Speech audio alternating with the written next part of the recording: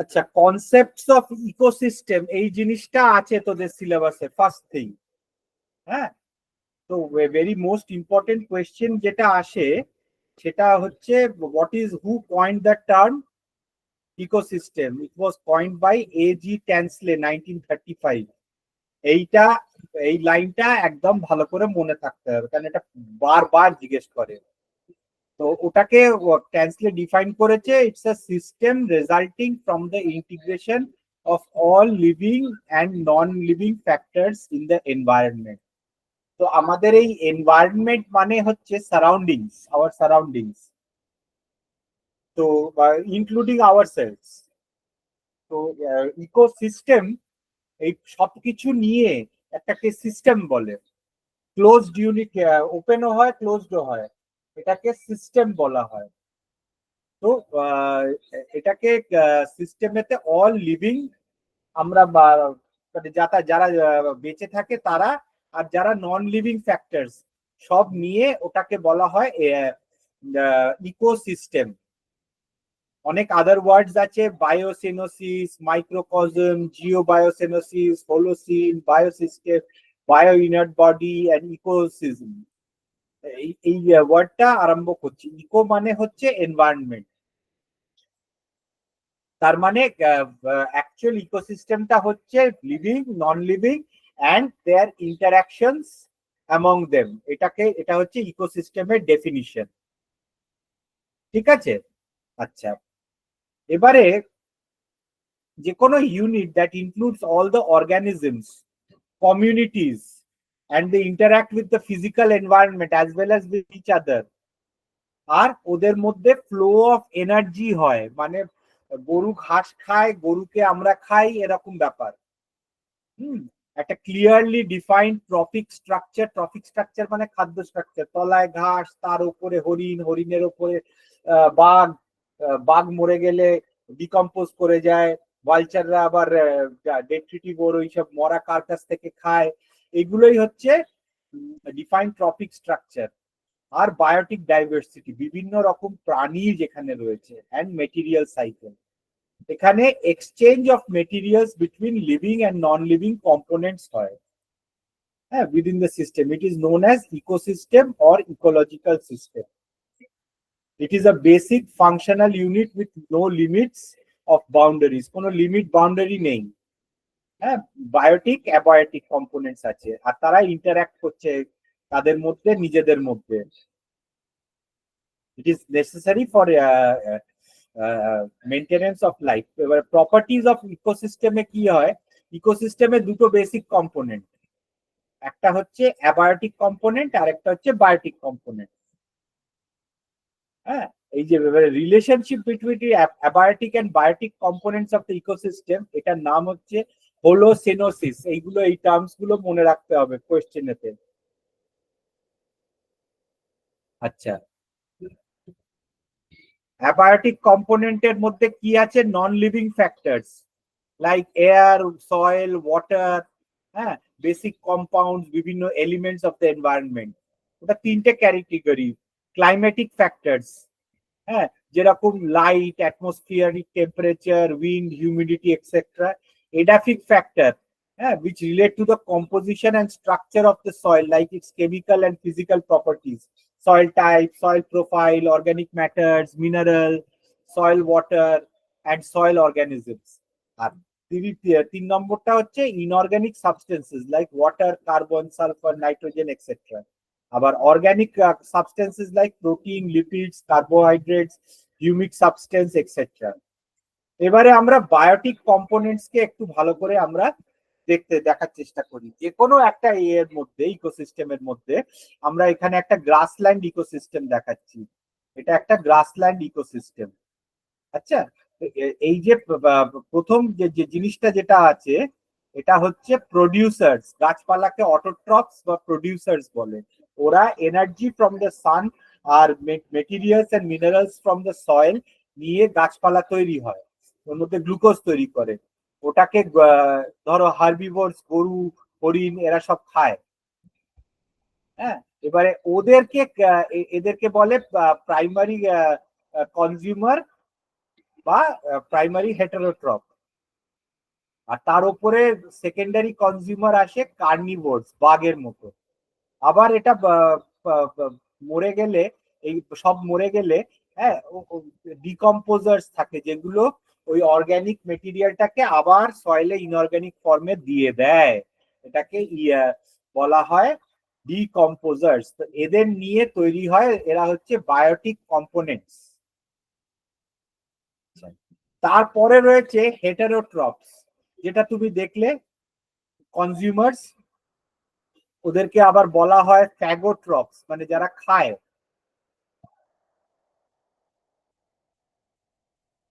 Solo আর ingest. হার্বিভোরস কে বলে first order আর primary consumers, হ্যাঁ। আর তারপরে কার্নিভোরস, ওদেরকে বলে সেকেন্ড অর্ডার কনজিউমার, সেকেন্ডারি কার্নিভোরস। আচ্ছা, ওরা হচ্ছে আবার থার্ড অর্ডার কার্নিভোরস হয়, যারা এই কার্নিভোরস কে খায়, যেরকম উলফ, আউল, পিকক, হ্যাঁ।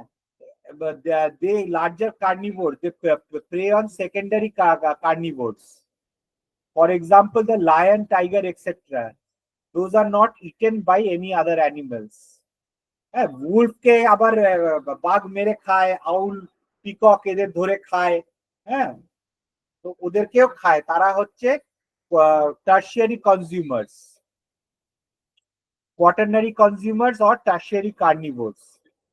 আর সব থেকে ওপরে বাঘেরা থাকে, ওদেরকে কেউ খায় না।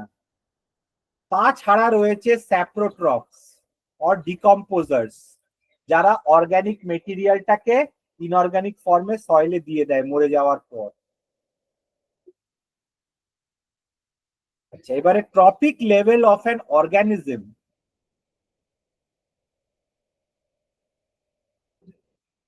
is the position it occupies in a food chain. Food chain মানে এ একে খাচ্ছে, এ একে খাচ্ছে, এ একে খাচ্ছে, একটা চেন। তো সব থেকে বেশি নামাও ইকোলজিক্যাল এরকম একটা পিরামিড করে করা যায়। সব থেকে বেশি মাত্রায় প্রডিউসার্স থাকবে, গাছপালা, ঘাস। তার থেকে প্রাইমারি কনজিউমার, ওদের সংখ্যা কম। তার থেকে সেকেন্ডারি কনজিউমারের ওদের সংখ্যা আরো কম। আর সব থেকে কম থাকে টার্সিয়ারি কনজিউমার। তো এইটাকে দেখলে একটা পিরামিড ট্রায়াঙ্গেলের মতন হয়। ঠিক আছে, এটাকে ইকোলজিক্যাল পিরামিড বলে। সেটা অনেক রকমের। প্রথমটা হচ্ছে পিরামিড অফ নাম্বারস, যেখানে তলায় 100,000 ব্লেডস অফ গ্রাস, তাকে খাচ্ছে 30 র্যাবিটস, 30 র্যাবিটস কে খাচ্ছে একটা ফক্স। সো সব থেকে এইটা হচ্ছে নাম্বার, এতে সংখ্যায়। তারপরে হচ্ছে পিরামিড অফ নাম্বারস হচ্ছে, পরে আসে পিরামিড অফ বায়োমাস। ঘাসের ওজন কত, তার থেকে র্যাবিটের ওজন গুলো কম, সব ঘাসগুলো মিলিয়ে। তার থেকে র্যাবিটের ওজন কম, তার থেকে সবকটা ফক্স মিলিয়ে তাদের ওজন কম, তার থেকে ফক্সকে খায় উলফ, তার ওজন সব থেকে কম। এটা পিরামিড অফ বায়োমাস বলা হয়। আরেকটা হচ্ছে পিরামিড অফ এনার্জি। এটা এনার্জি দেখে আর প্রোডাক্টিভ লেভেল। সব থেকে বেশি এনার্জি প্রডিউস করে হচ্ছে এই যে, এইটা হচ্ছে পিরামিড অফ এনার্জি। 1000 এতগুলো joules of light, one one মানে 1000 hundred thousand 1000 joules of light, বা তুমি বলতে পারো 10 মিলিয়ন জুলস অফ লাইট যাচ্ছে, সেখান থেকে 10,000 joules of energy primary producer fix করছে। সেখান থেকে 1000 জুল প্রাইমারি কনজিউমার খাচ্ছে। প্রাইমারি কনজিউমার থেকে সেকেন্ডারি কনজিউমারে আরো মানে 10% ল বলে, মানে 90% লস হয়ে যায়। হ্যাঁ, তো 10,000-এর মধ্যে 10% যেটা বেঁচে থাকে, সেটা সেটা প্রাইমারি খাচ্ছে। এর থেকেও 100 হয়ে যায়, লাস্টে 100 থেকে 10 হয়, ফাইনালি 10 জুল এনার্জি যায় টার্সিয়ারি কনজিউমারের ভেতরে। এটাকে এনার্জি পিরামিড বলে। অনেক সময় এটা পিরামিড হয় না, ইনভার্টেড পিরামিড হয়, যেরকম মানে মানে পিরামিডটা উল্টো হয় যখন একটা বড় ফরেস্টের মধ্যে গাছের ওজন সব থেকে বেশি হয়। হ্যাঁ, তো ইনস্টেড অফ মানে তলায় না থেকে ওটা ওপরে চলে যায়, গাছের মধ্যে গাছকে খাচ্ছে, অনেক পাখি টাকি সব ফলমূল গাছপালা সব পোকামাকড় খাচ্ছে, ওদেরকে খাচ্ছে সে পাখিগুলো। হ্যাঁ, তো তাদের সব যদি তুমি অ্যাড করো, তাও গাছের ওয়েটটা সব থেকে বেশি, পিরামিড অফ বায়োমাসটা ইনভার্টেড হয়ে যায়। কেন তার একটা গাছে অনেকগুলো পাখি থাকে। হ্যাঁ, তো তুমি দেখবে যে নাম্বার অফ পাখি গাছের থেকে কম, মানে উল্টো পিরামিডটা হয়ে যায়। প্রডিউসারটা মানে বায়োমা এটা নিচে থাকে, একটা গাছ নাম্বারে যদি দেখো একটা গাছ, হ্যাঁ, ওটা একদম উপরে থাকবে, তার মধ্যে 100টা পোকা। হ্যাঁ, এইরকম ব্যাপার, বুঝতে পারলি? হ্যাঁ স্যার।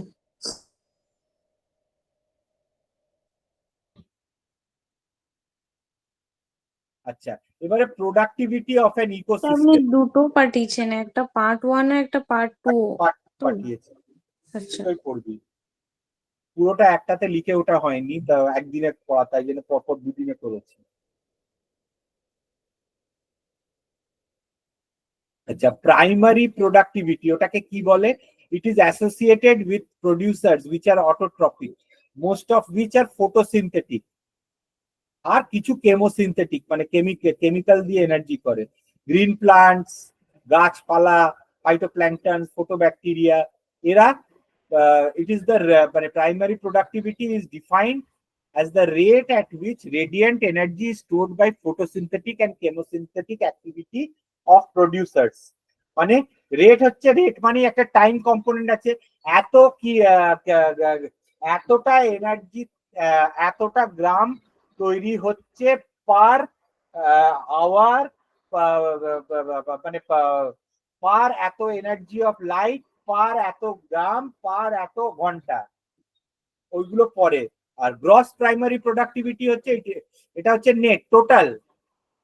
আবার গাছ যেটা তৈরি করছে তার মধ্যে নিজে কিছু খেয়ে নিচ্ছে, বুঝতে পারলে তো? সেই নিজে কিছু যেটা খেয়ে নিচ্ছে সেটাকে মানে নিয়ে যদি কাউন্ট করি তাকে গ্রস বলে। আর নেট মানে হচ্ছে যেটা গাছ তৈরি করছে কিছুটা নিজে খরচ করে নিচ্ছে, সেইটা হচ্ছে নেট। আর সেকেন্ডারি প্রোডাক্টিভিটিটা কিছুই না, এটা consumer, these are the rates of energy storage at consumer levels. Since consumers only utilize food materials already produced, their respiration simply converting the food matter into different tissues, এটাই হচ্ছে secondary productivity. Sir, হ্যাঁ, sir এই PDF এ আপনার photo কি করে এলো? পেছনে আছে একটা, লাগিয়েছিলাম যখন বানিয়েছিলাম।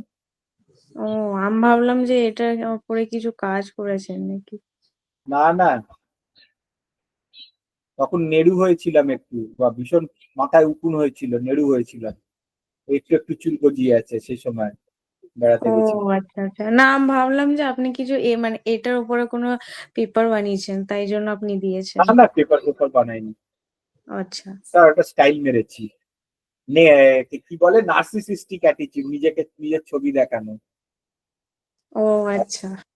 সেই সময় মানে আমি পুরো ইয়ে ছিলাম, নেড়ু হয়েছিলাম, মানে এত উকুন হয়েছিল মাথায়, বাপরে বাপ। মানে সে ওষুধ লাগিয়ে হয়নি, সে পুরো কামিয়ে মাথা কেটে কুটে তারপরে ওই সপ্তাহ দু তিনেকের মধ্যে বেড়াতে যেতে হয়েছিল একটা এক্সকারশনে, তার ছবি।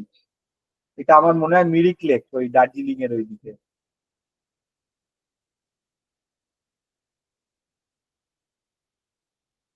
আমার খুব উকুনে খুব ভয়, কিছুদিন আগে আমার মেয়ের হয়েছিল, আমার ভীষণ ভয় ছিল কখন হয়ে যাব। আচ্ছা, তারপরে হচ্ছে net productivity. It refers to the rate of storage of organic matter not used by heterotrophs of consumers. এটাকে মানে হেট্রোট্রপস সবকিছু খাওয়ার পর যেটা বেঁচে থাকে সেই পার্টিকুলার এরিয়াটুকুর মধ্যে কি, হ্যাঁ, মিটার স্কোয়ার, সেই পার্টিকুলার এর মধ্যে এটা প্রোডাকশন, এটা হচ্ছে সি মানে গ্রাম ক্যালোরি বা gram per metre square per day মানে তার মধ্যে ওই তৈরি করছে, তার মধ্যে গরু খেয়েও যাচ্ছে, কিন্তু সব খাওয়া টাওয়ার পরে যা পড়ে রয়েছে সেইটাকে নেট বলে প্রোডাক্টিভিটি। ফুড চেন অনেক রকম হয়, গ্রেজিং ফুড চেন।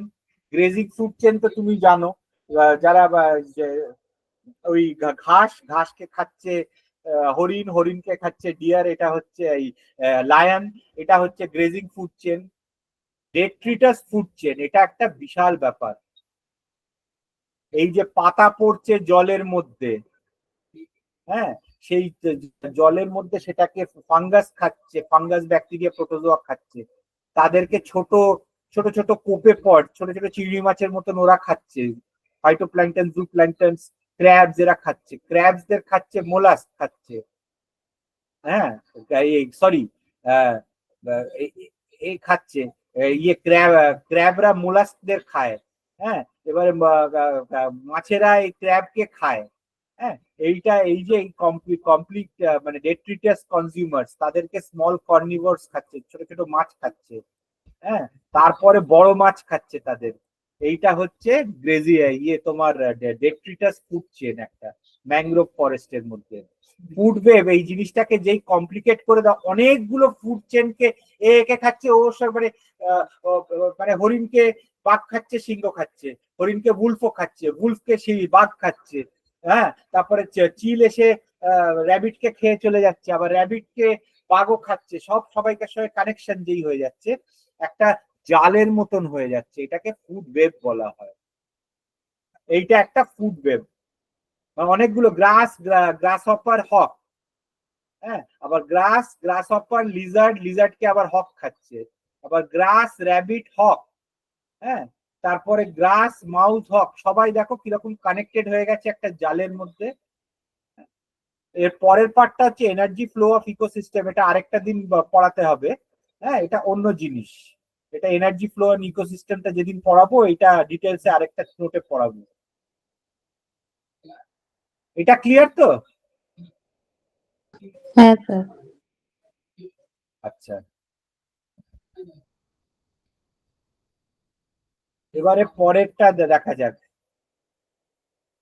ইকোসিস্টেম আর কমপ্লেক্স ডাইনামিক সিস্টেম, মানে সারাক্ষণ কিছু না কিছু চেঞ্জ হচ্ছে, হ্যাঁ, কি আছে, এনার্জি ফ্লো হচ্ছে, নিউট্রিয়েন্টস রিসাইকেল করছে, ইকোলজিক্যাল সাকসেশন আর ইকোসিস্টেম ডেভেলপমেন্ট হচ্ছে। ইকোলজিক্যাল সাকসেশন মানে একটা ন্যাড়া জমিতে প্রথমে দেখবে যে হালকা ছোট ছোট শ্যাওলা ফ্যাওলা আসবে, শ্যাওলার পরে ঘাস আসবে, ঘাসের পরে ঘাস খাওয়ার পোকা আসবে, পোকার সঙ্গে সঙ্গে একটু বড় গাছ আসবে, বড় গাছের সঙ্গে পাখি আসবে, আরো বড় গাছ আসবে, পরে আলটিমেটলি ওটা জঙ্গল হয়ে যাবে।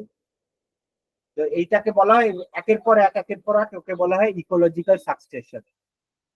হ্যাঁ, তাহলে কম্পোনেন্টস কি, বায়োটিক অ্যাবায়োটিক দেখলি, ক্লাইম্যাটিক এডাফিক ফ্যাক্টর দেখলি, বায়োটিক ফ্যাক্টরের মধ্যে প্রডিউসার, কনজিউমার, ডিকম্পোজার দেখলি।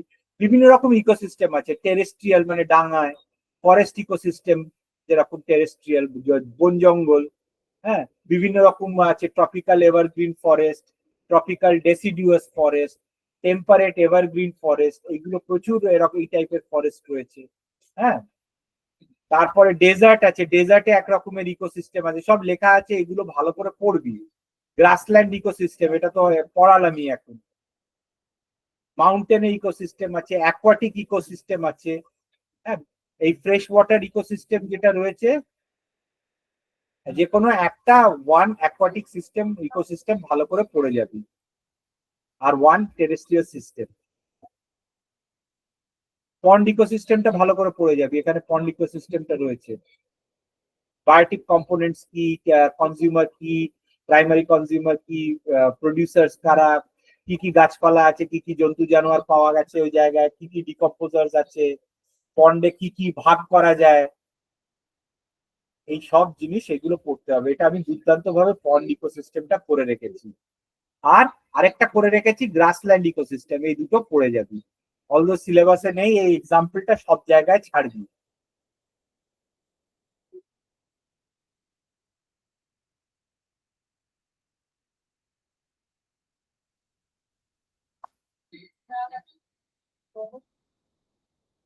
বুঝতে পারলি? হ্যালো, হ্যাঁ বুঝতে স্যার। পেরেছি? ঠিক আছে, আবার নেক্সট ফ্রাইডে আমরা বসবো। এটা খুবই ছোট সিলেবাস, ফাটাফাট হয়ে যাবে। এই নোট দুটো পড়ে নিস, ঠিক আছে? হ্যাঁ স্যার, আবার নেক্সট ক্লাস কবে স্যার? Next Friday. আচ্ছা। ঠিক আছে, okay, bye bye. Bye sir. Sir sir বলছিলাম যে এমআইএল এর কিছু খবর পেয়েছেন? আমাদের এমআইএল হবে 4th সেমে? এখনো